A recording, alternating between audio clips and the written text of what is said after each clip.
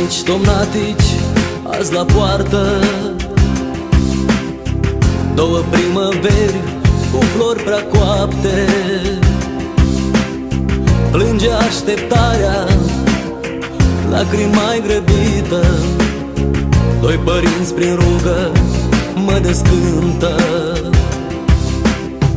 La izvorul cel cu apă lină o aștept pe mama ca să vină. Îl aștept pe tata dincolo de mâine, dar spre casă nimeni nu mai vine. Mi-e dor de voi, părinți, de ochii cei cu minți. Mi-e dor de pâinea caldă de pe masă. Pe drumul îngăbenit doi nuci au înflorit. Mi-e dor de voi, părinți, mi-e dor de casă. Uite ce duminică-i afară,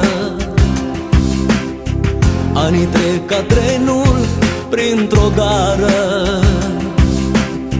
Toamna la fereastră ne-a dus gutuie. Ieri a fost o zi și astăzi nu e. Clopote se aud în depărtare, un ecou ce n-are alinare. Dor mi-e de mama, inima îmi spune, mâine va veni cu vești prea bune. Mi-e dor de voi, părinți, de ochii cei cu minți. Mi-e dor de pâinea caldă de pe masă. Pe drumul îngăbenit doi nuci au înflorit. Mi-e dor de voi, părinți, mi-e dor de casă.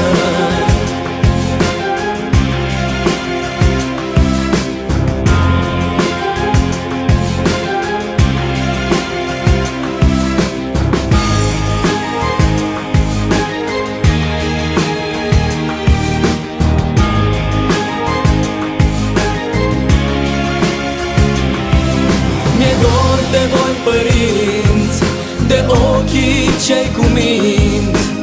Mi-e dor de pâinea caldă de pe masă. Pe drumul îngăbenit doi nuci au înflorit. Mi-e dor de voi, părinți, mi-e dor de casă. Mi-e dor de voi, părinți, de ochii cei cu minți. Mi-e dor de pâinea caldă de pe masă. Pe drumul îngăbenit doi nuci au înflorit. Mi-e dor de voi, părinți, plecați de acasă.